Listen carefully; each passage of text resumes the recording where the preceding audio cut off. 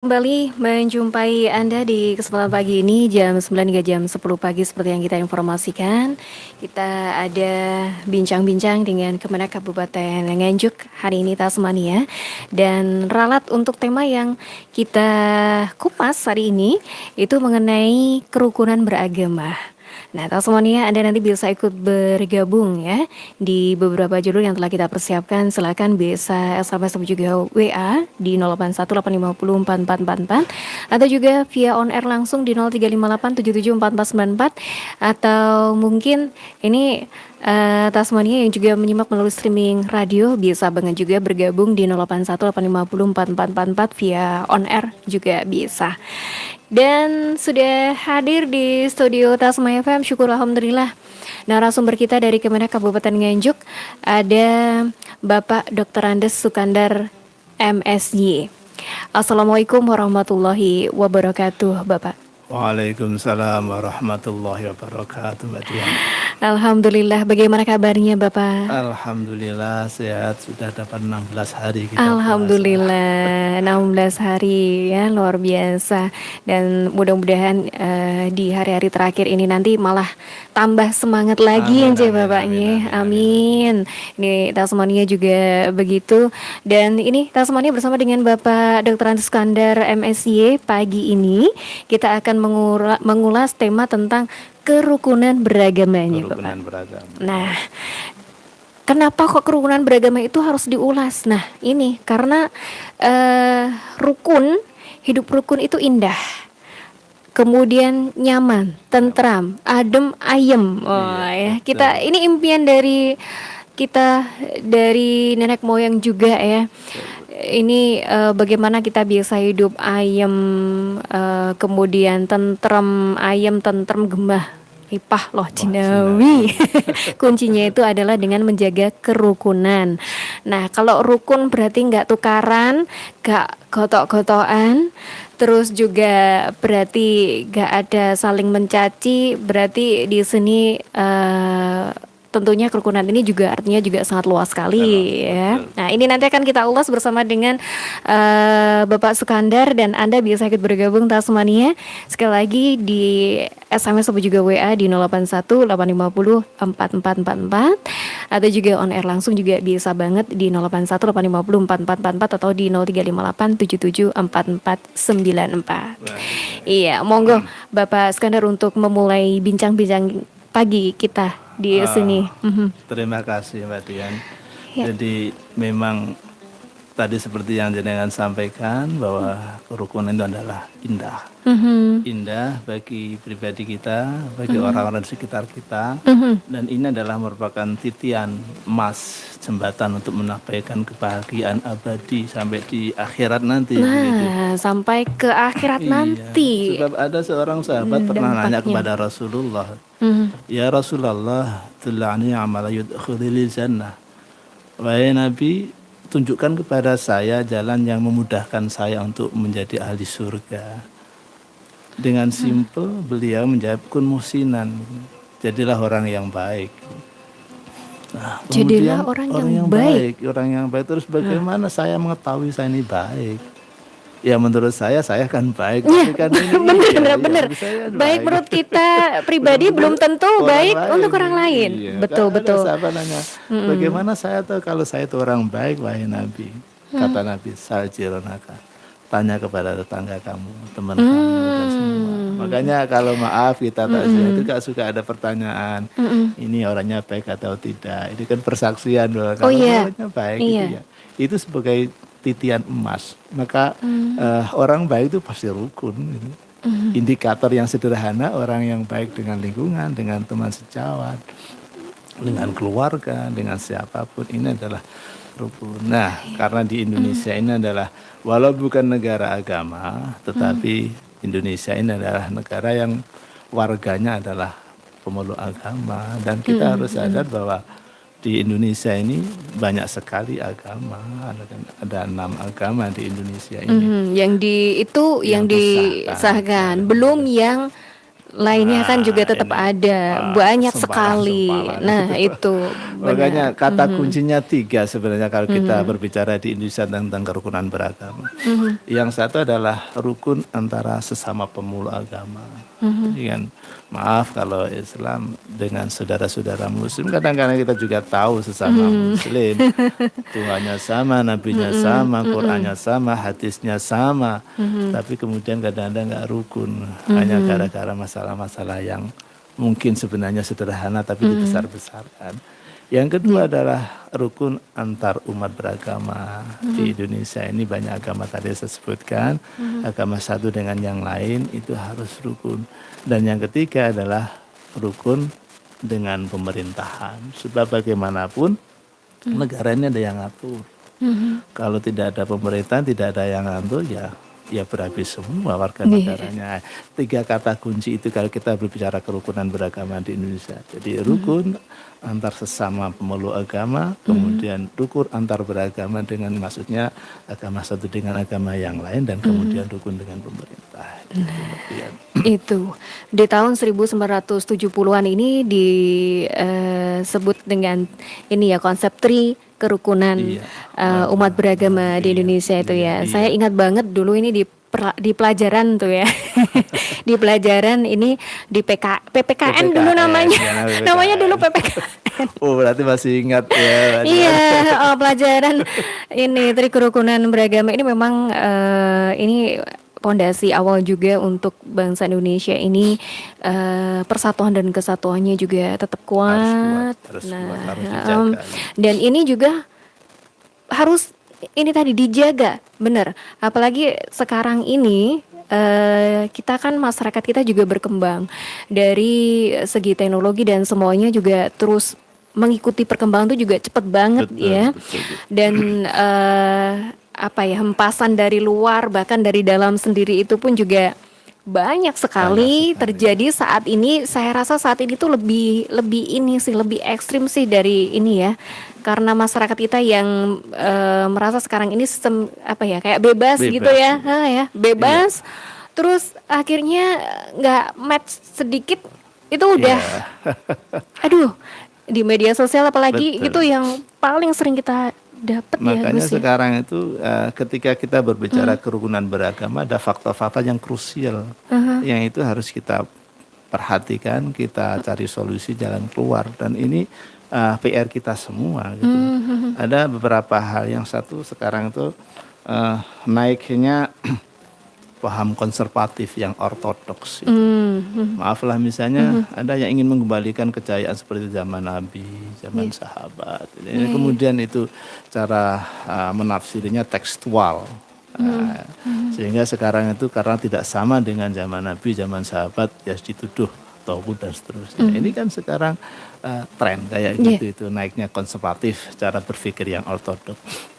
Yang kedua itu ada sekarang, maaflah, ini memang PR kita semua, ada politik identitas. Politik identitas. Ya, maaf kalau dulu sekitar tahun 2014 ketika ada pilihan presiden, ada dua calon yang kemudian saling, yang satunya pendukung A dikatakan ini cebong, kampret. Ini kan akhirnya memisah. Dan walau sekarang sudah lama tapi residunya itu masih dirasakan. Iya, benar-benar. Ada lagi sekarang istilah, maaflah, ada istilah kadrun. Ini kan menyakitkan hal-hal yang seperti itu, politik identitas. Yang ketiga sekarang itu yang krusial juga adalah masalah era media sosial, post-truth itu yang istilahnya itu. Jadi seakan-akan berita hoax itu sudah menjadi menu di media sosial, dan itu diulang karena diulang-ulang seakan-akan menjadi satu kebenaran dan diyakini kebenarannya. Sehingga kadang-kadang ada yang mengatakan kesalahan itu yang selalu diulang-ulang menjadi satu kebenaran. Kebenaran yang nggak pernah dimunculkan akan disisihkan seakan-akan sudah tidak terpakai. Nah, memang seperti itu eranya. Dan yang terakhir yang tidak kalah pentingnya sekarang adalah ada gelombang generasi milenial. Dulu kalau misalnya kita punya masalah itu kita tanya pada ahlinya. Nah, sekarang orang punya masalah tanya di media sosial, ya ketepatan kemudian jawabnya yang hoax itu tadi. Kalau ini kan akhirnya menjadi mengembang di tengah-tengah masyarakat. Jadi PR kemudian akan menjadi akar tidak rukunnya antara teman dengan teman, kelompok dengan kelompok. Bahkan sekarang antar keluarga saja yang A-nya satunya begini, kemudian nggak ada titik temu. Agamanya sama, penafsirannya berbeda, kemudian akhirnya berantem terus nggak selesainya gitu. Benar-benar. Ini realita di masyarakat kita Iya. sekarang ya. Jadi pengaruh dari media sosial Sosial. atau juga dunia maya saat ini memang sangat luar biasa. Fitnah-fitnah. Fitnah-fitnah Dajjal kayak terasa banget. Aduh, astagfirullahaladzim. Terus ini ya, hoax atau berita bohong Bohong. itu juga dengan cepat tersebar itu loh. Orang sekarang juga cepat belum tahu kebenarannya kayak apa langsung di-share. Ya, betul. Terus akhirnya yang nol pudul nggak ngerti apa-apa terus ditelan mentah-mentah. Oh begini, sampai juga timbul kepanikan, timbul keresahan dan lain sebagainya. Betul. Mental itu yang diserangkan ya itu ya, Gus ya. Itu akan jadi post-truth kan, seakan-akan jadi satu kebenaran yang mutlak. Iya. Semua memberitakan, akhirnya menganggap orang, oh ini benar ini, semuanya memberitakan. Padahal kita sudah diingatkan oleh Al-Quran, kalau ada berita-berita seperti itu, kita ketika dapat berita kan harus cari sumbernya. Kalau Al-Quran mengingatkan begini, ya ayyuhalladzina amanu idza ja'akum fasiqun binaba'in fatabayyanu an tusibu qauman bijahalatin fatusbihu ala ma fa'altum nadimin. Intinya ketika ada berita orang fasik itu membawa berita hoax itu, fatabayyanu, klarifikasi dulu kebenarannya. Sebab kalau kita langsung telan mentah-mentah kemudian orang itu beraksi itu mesti menyesal kemudian ternyata saya termasuk yang terjebak gitu. Dan itu banyak orang yang menyesal seperti itu. Maaflah saudara-saudara kita yang masuk kelompok-kelompok radikal itu ketika mereka dikalikan pencerahan, ternyata merasa jadi korban daripada post-truth itu tadi. Ini memang kalau telusuri dan juga kita ikut itu memang ngeri sih ya. Ini yang perlu diselamatkan juga adalah generasi penerus bangsa ini ya Gus ya. Betul. Karena mau nggak mau anak-anak sekarang UTK aja udah atau SD lah ini. Kemarin dampak dari pandemi kan semuanya serba online. Nggak bisa orang tuanya ditanya itu aja udah buka Mbah Google. Terus kan kita ketika membuka Google di situ kan langsung muncul situs-situs berita apa-apa kan langsung jret gitu ya Gus. Namanya anak-anak kadang entah itu apa kok ada judulnya. Ini kan mereka kan keingin tahunya juga ini ya. Besar betul. Nah, inilah jadi anak-anak kita sekarang atau generasi penerus kita ini yang perlu diselamatkan. Dan nah ini Tasmania menarik sekali. Tentunya kita sebagai mungkin diawali juga dari sebagai orang tua, bagaimana di sini membekali anak-anak untuk paham dan juga memegang prinsip kerukunan ini ya Gus ya. Nah ini penting sekali, caranya seperti apa dan bagaimana. Nah nanti kita ulas bersama dengan Gus Skandar sampai pukul 10 pagi. Anda bisa bergabung di 0818504444. Sebelum kita lanjut lagi bincang-bincang kita ya Gus ya, kita simak dulu yang berikut ini. Baik. Sahabat, dengan ditetapkannya wabah virus corona sebagai status darurat dunia, kita harus lebih waspada dan melakukan antisipasi sebaik mungkin agar tidak terserang wabah tersebut. Gejala klinis dari virus corona antara lain demam tinggi, batuk pilek, gangguan pernafasan, sakit tenggorokan, letih, dan juga lesu. Agar terhindar atau terlindungi dari serangan virus corona, sering-seringlah cuci tangan pakai sabun. Gunakan masker bila batuk atau pilek. Bila batuk, pilek, dan sesak nafas, segeralah periksakan ke dokter. Konsumsi gizi seimbang dan perbanyak sayur dan buah. Rajin berolahraga dan istirahat yang cukup. Dipersembahkan oleh Soman. Tunggu apa lagi? Segeralah konsumsi Soman. Anda rasakan hasil maksimal dan tanpa efek samping. Dapatkan Soman di apotek dan toko obat terdekat. Soman, berani coba, berani sembuh.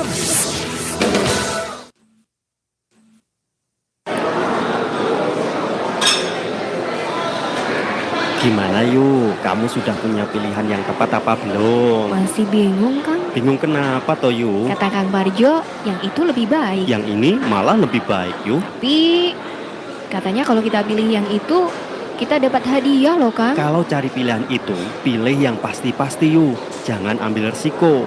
Karena kesehatan itu adalah hak setiap warga negara Indonesia. Memangnya siapa tuh Kang pilihan sampean itu? Saya dan keluarga saya sudah pasti pilih Herbal Soman yang sudah terbukti khasiatnya Yu. Oh, herbal soman toh? Iya Yu, karena Herbal Soman ini terbuat dari bahan alam berkhasiat. Ada 39 bahan, 18 buah, 14 sayur, dan 7 rempah. Wah, memang tepat pilihanmu Kang. Kalau begitu, mulai sekarang aku akan pilih herbal soman. Betul Yu, karena Herbal Soman Jauh lebih baik. Dapatkan Herbal Soman di apotek-apotek terdekat atau di Radio Tasma FM Perum Kriya Rizky Tanjung Anom Nganjuk. Telepon 0358 774494. Herbal Soman jauh lebih baik.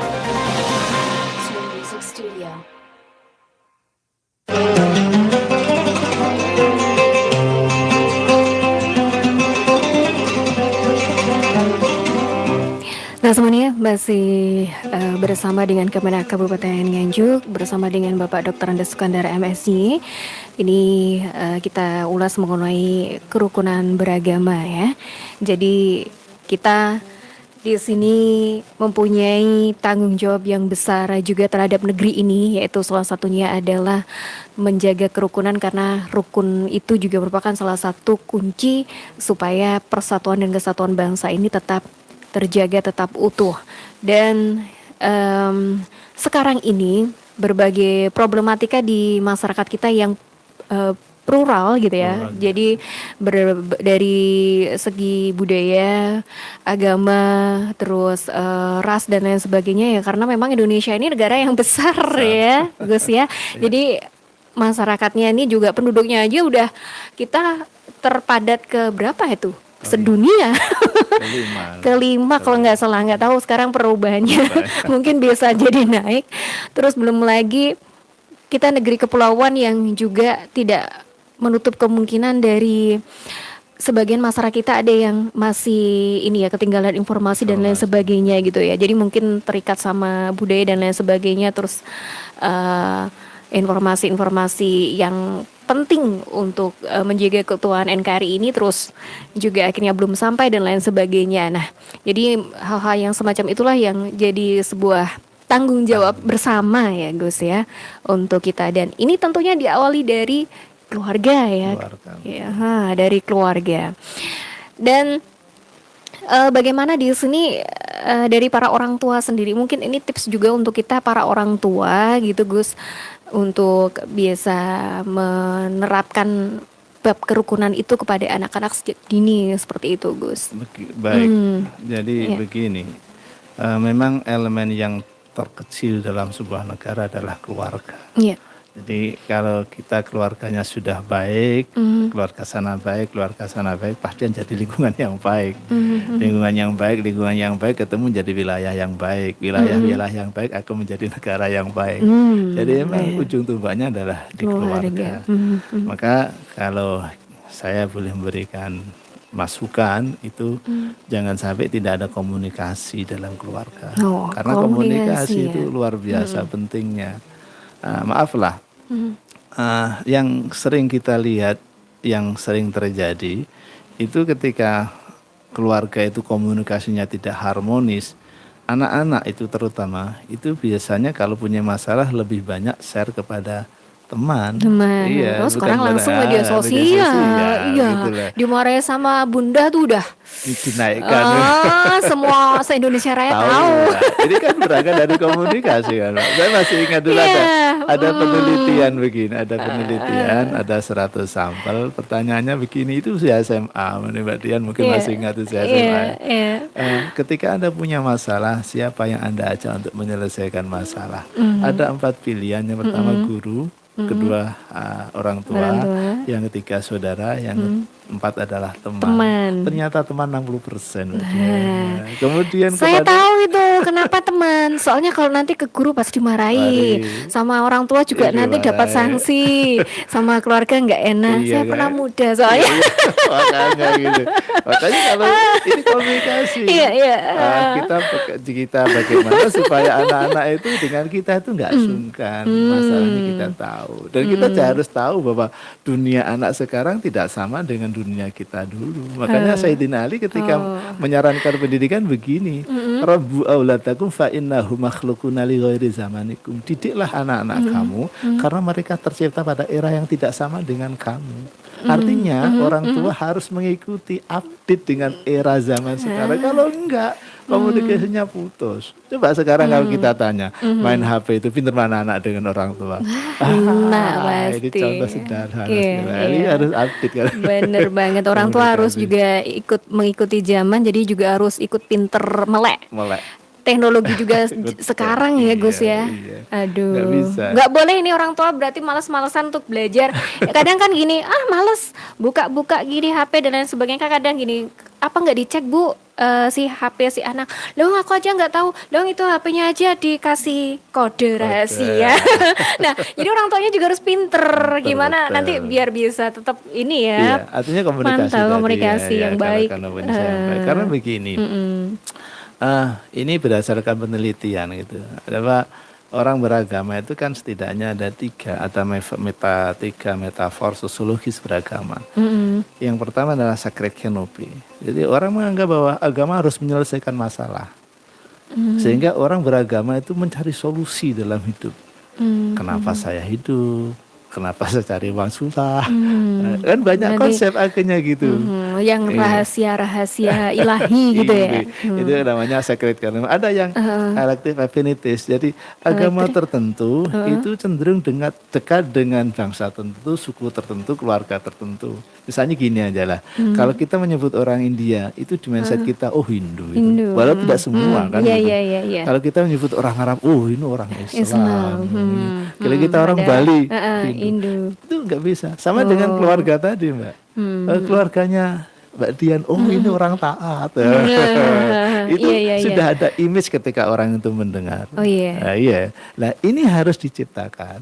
Yang ketiga bahwa ada istilah reduced marketplaces. Agama itu sesuatu yang harus dipasarkan.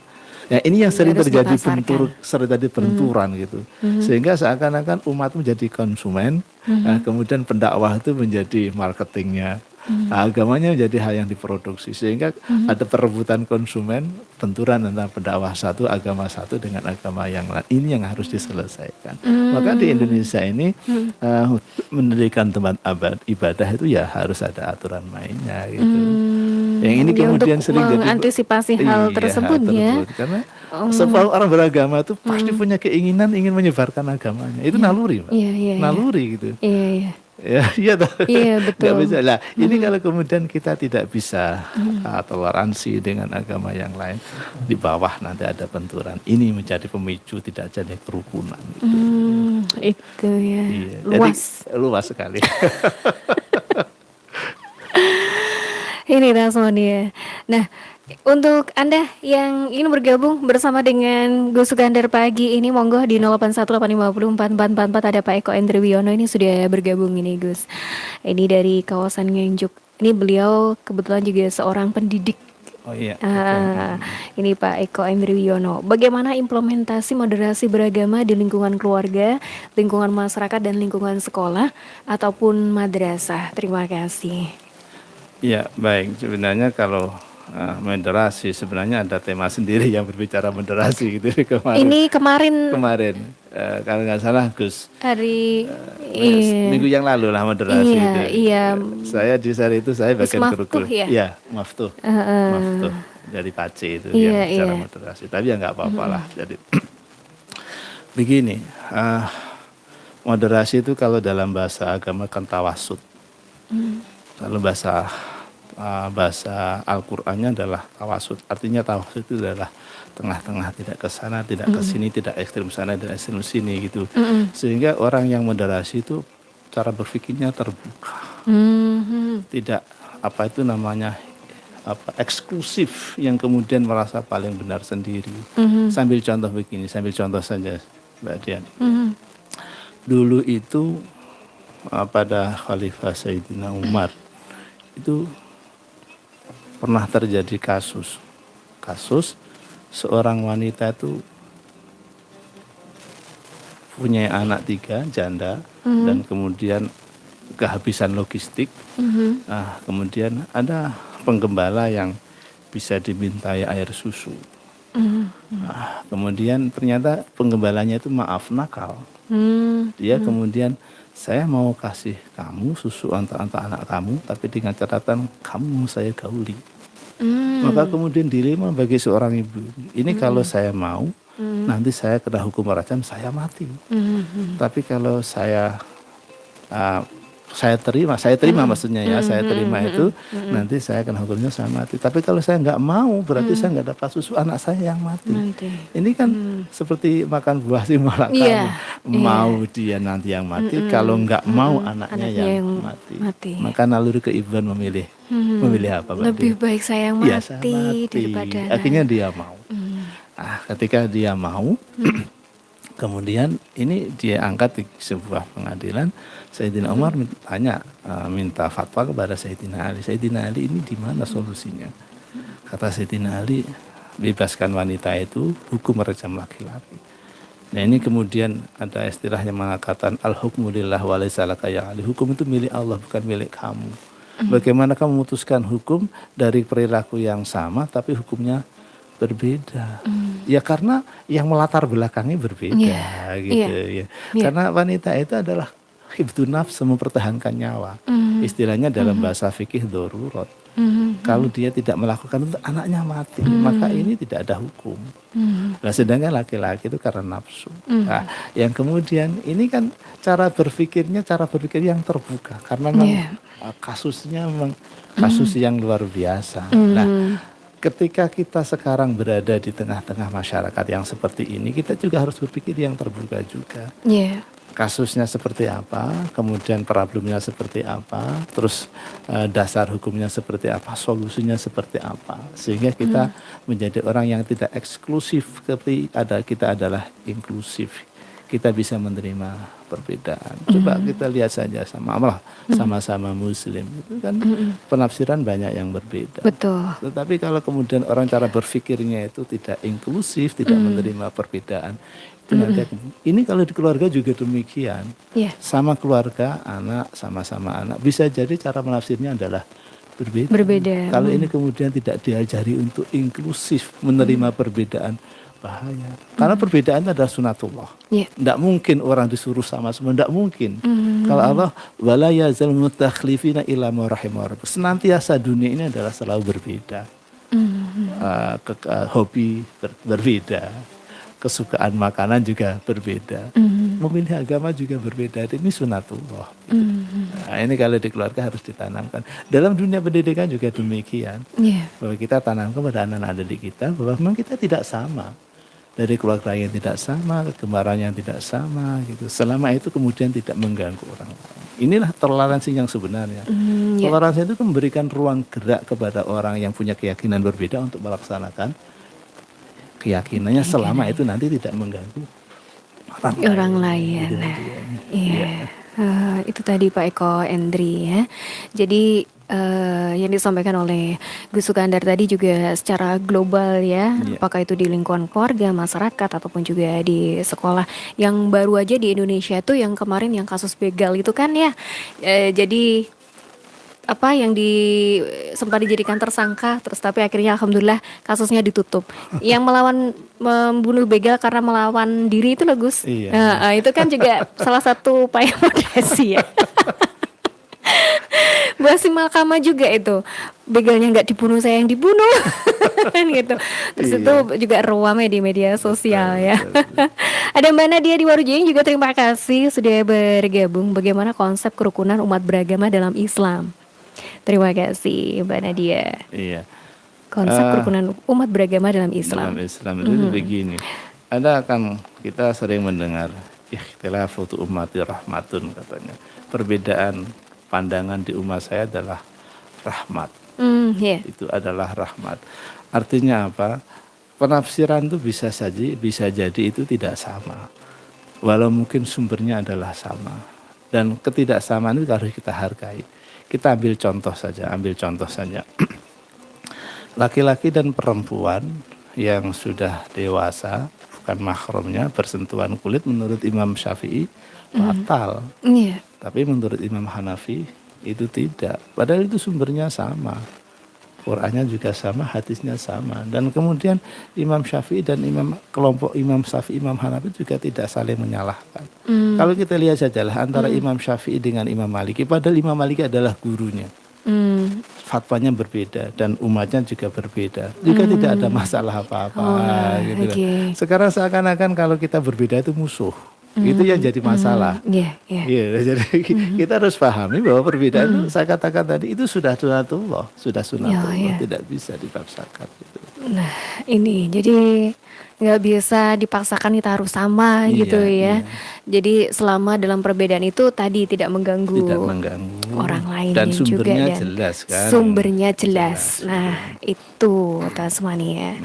Ada juga Kung Dava, Waalaikumsalam warahmatullahi wabarakatuh. Menarik tema yang diangkat pada pagi ini tentang kerukunan beragama, berbicara tentang kerukunan tak lepas dari sila ketiga dari Pancasila. Tapi sayang di era digitalisasi masalah kerukunan sudah agak luntur. Apalagi pendidikan Pancasila di sekolah jam pelajarannya juga sudah berkurang. Pertanyaan saya, bagaimana Bapak menyikapi hal tersebut dan kiat-kiat apa agar anak milenial kita bisa saling bertoleransi? Terima kasih. Terima kasih buat Kung Dava dari Rejoso Selatan sudah bergabung. Ya, terima kasih. Silakan Gus. Jadi begini, saya dapat informasi mudah-mudahan ini benar bahwa nanti di ke depan itu ada lagi pendidikan Pancasila agak digalakkan lagi. Oh ya, dulu ada keluargaan negara. Dulu ada PPKN, ini loh, P4. P4. Iya, ada dulu ya. Iya, itu ada. Terus, saya dapat informasi gitu itu mau ya. digalakkan lagi. Tapi jelasnya beginilah. Kalau tadi pertanyaan bagaimana kiat-kiatnya untuk generasi kita. Kita bangun kepada mereka ada komitmen kebangsaan. Komit kebangsaan artinya apa? Negara Indonesia ini dibangun oleh sekian banyak komunitas yang kita harus sadar bahwa mereka semua punya peran. Kalau misalnya kita melihat pahlawan aja lah. Yang dari Hindu juga ada, yang dari Kristen juga ada, yang dari Katolik juga ada, yang dari Muslim juga ada. Artinya apa? Beliau-beliau punya kontribusi terhadap negara ini. Maka komitmen ini saya yakin ketika beliau membangun sebuah negara yang besar ini, itu tentu wujudnya persatuan Indonesia ini sudah menjadikan satu komitmen. Nah, komitmen kebangsaan ini harus kita wariskan kepada generasi-generasi berikutnya. Tidak sebaliknya. Artinya begini, sekarang itu kan maaflah banyak kelompok-kelompok yang memang dalam bahasa Al-Quran itu hulu hasbin biladahim farihun. Setiap kelompok pasti bangga terhadap kelompoknya, nggak bisa dipungkiri. Nah, kemudian ini kemudian kebablasan. Karena fanatismenya itu ditanam sedemikian rupa yang namanya orang fanatis sehingga seakan-akan pendapat lain atau orang lain, kelompok lain yang tidak sebaham dengan dia salah. Nah, ini komitmen kebangsaan dikembalikan bahwa tokoh-tokoh negara, tokoh-tokoh bangsa itu dari semua elemen dan mereka punya kontribusi yang luar biasa terhadap berdirinya negara yang majmuk Indonesia kita cintai. Gitu. Menumbuhkan komitmen kebangsaan tadi ya. Dan kiat supaya anak milenial kita bisa saling bertoleransi, Gus? Begini, kadang-kadang suatu saat itu memang orang toleransi itu harus ada batasnya ya. Artinya toleransi itu adalah hal-hal yang sifatnya sosial. Kalau sudah sifatnya agama, itu kembali kalau kita orang Islam kan lakum dinukum waliyadin. Agama saya gitu. Nah, kemudian kiat-kiat kita itu untuk agar teman-teman kita, maksudnya generasi kita menjadi orang yang toleransi, itu kita berikan ruang gerak kepada mereka untuk berteman kepada siapa saja. Jangan sampai inklusif bahwa kamu harus berteman dengan ini tidak boleh, dengan ini tidak boleh, dengan ini tidak boleh. Nanti akan menjadi sempit cara berpikirnya. Karena orang itu ketika berteman, akan tahu kekurangannya. Kekurangan yang dia miliki ada kelebihan di orang lain. Ya, ketika diberikan ruang gerak untuk berteman dengan sekian banyak orang, ternyata ada kelebihan yang dia miliki yang saya tidak miliki. Bisa jadi ini adalah orang yang lintas agama. sehingga dia akan menghargai. Tapi kalau kemudian mulai awal kamu harus bergaul dengan ini, kalau dengan ini jangan, kalau dengan ini jangan, itu nanti akan menjadi sangat inklusif.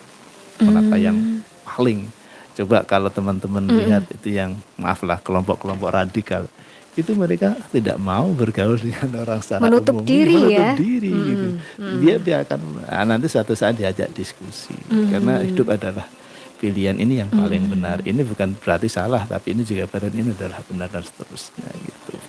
Oke, jadi diawali dari anak-anak bagaimana mereka berteman dengan berinteraksi sosial dengan berbagai latar belakang ya dari temannya itu ya.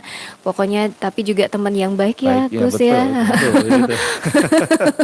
Soalnya kan ini anak itu kadang tercetak juga dari lingkungan dia ya. Nah, jadi di sini kalau di sini ada kontribusi yang baik juga untuk anak, why not? Jadi biarkan mereka bereksperimen juga dengan teman-teman mereka tentang berinteraksi sosial gitu. Jadi ini nanti kedepannya adalah mencetak mereka bagaimana bisa menghargai orang lain, terus biasa berbuat sesuatu juga untuk orang lain gitu ya, Gus ya. Karena kan orang itu ketika ditekan itu rasa keingin tahunya muncul. Kenapa saya nggak boleh gitu? Iya toh, akhirnya dia akhirnya mencari jalan pintas.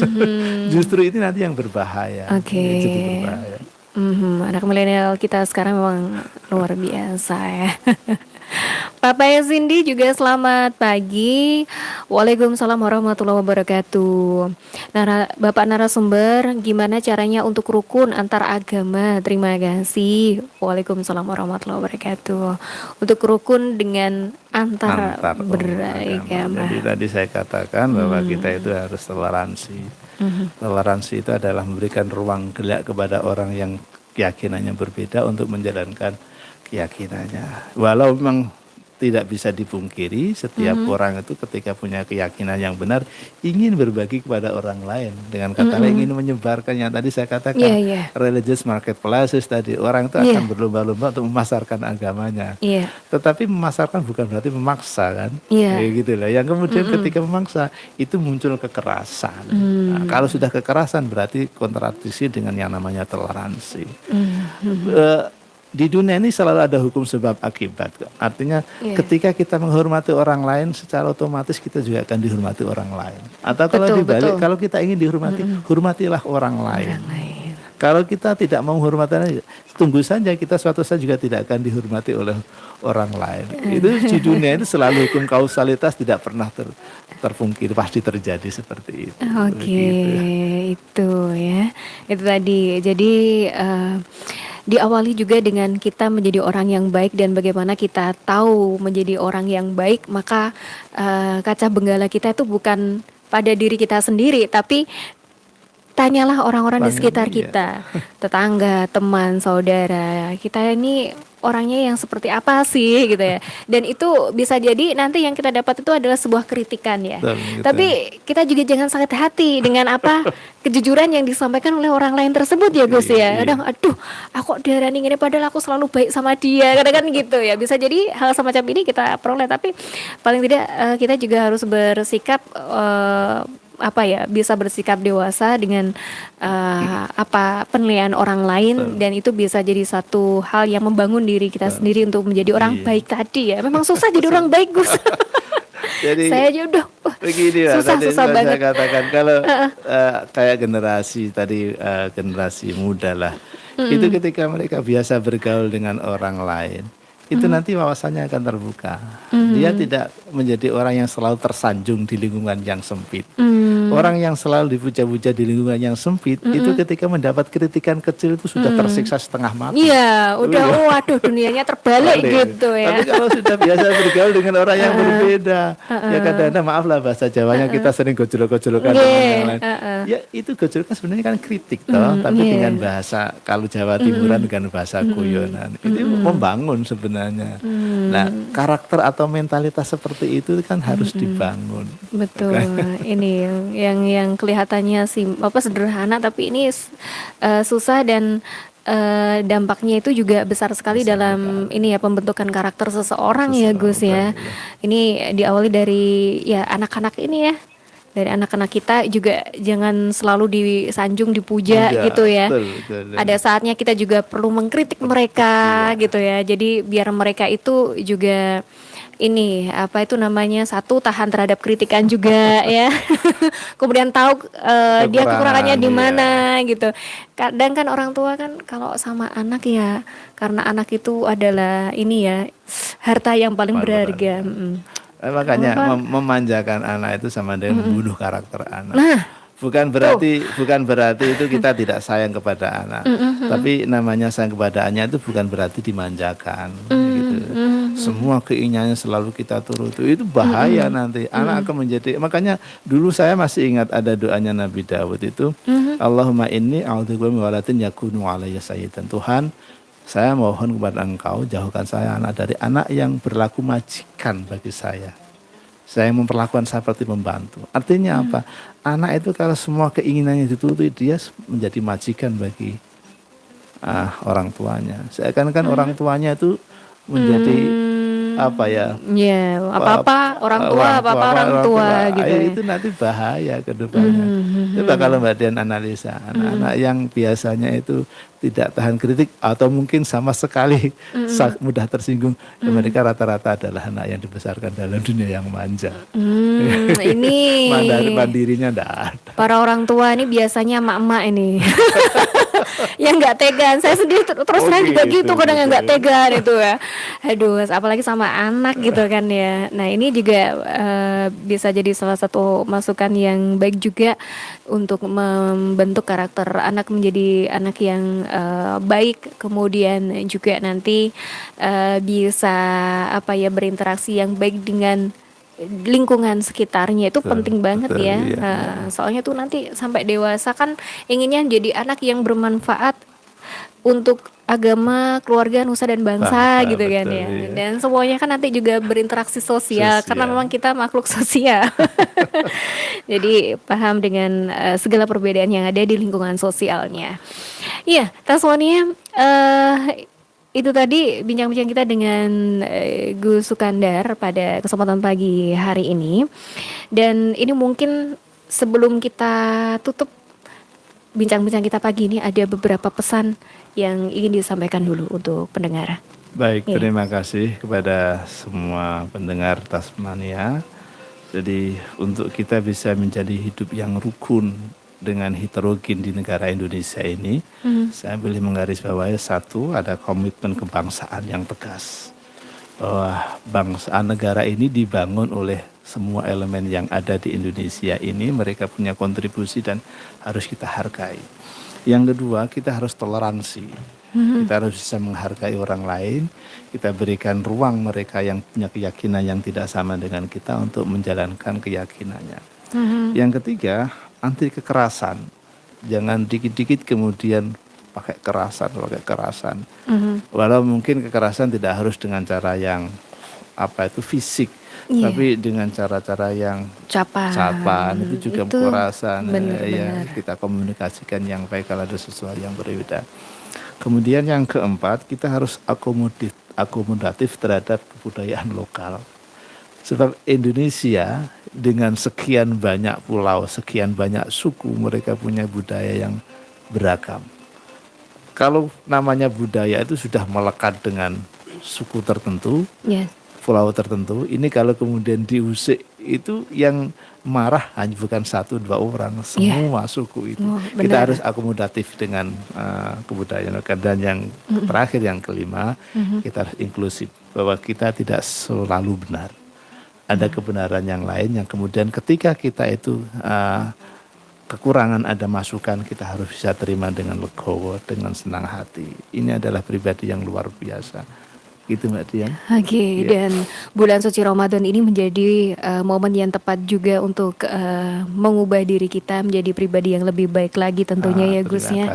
Jadi bertoleransi ini yang perlu banget untuk kita tanamkan juga kepada anak-anak sejak dini, usia dini. Nah ini mudah-mudahan generasi penerus bangsa ini juga merasa punya memikul tanggung jawab yang besar juga untuk menjaga kerukunan ini ya, Gus ya. Oke, terima kasih Gus atas kehadirannya di studio dan Sama-sama. mudah-mudahan di lain waktu nanti kita bisa bincang-bincang Amin, lagi amin, dengan amin. tema Terima yang kasih. berbeda Iya. ya, dan mudah-mudahan ini juga bermanfaat untuk kita semuanya. Amin, amin, Amin. amin. Terima kasih dan sukses. Amin, amin, Semoga amin, ibadah amin. puasanya berjalan dengan lancar. Amin, amin, Terima kasih juga untuk kita semuanya yang sudah bergabung. Mudah-mudahan tadi yang sudah disampaikan oleh Gus Kandar juga bermanfaat. Dan untuk talkshow kita dengan Kemenak di lain kesempatan nanti akan kita hadirkan kembali. Pantau terus Radio Tasma FM di setiap bulan suci Ramadan, selalu ada yang spesial untuk Anda ya. Akhirnya saya yang bertugas bersama dengan Gus Dr. Ade Skandar MSY ini juga harus pamit undur diri. Wastabikul khairat. Wassalamualaikum warahmatullahi wabarakatuh. Sahabat, dengan ditetapkannya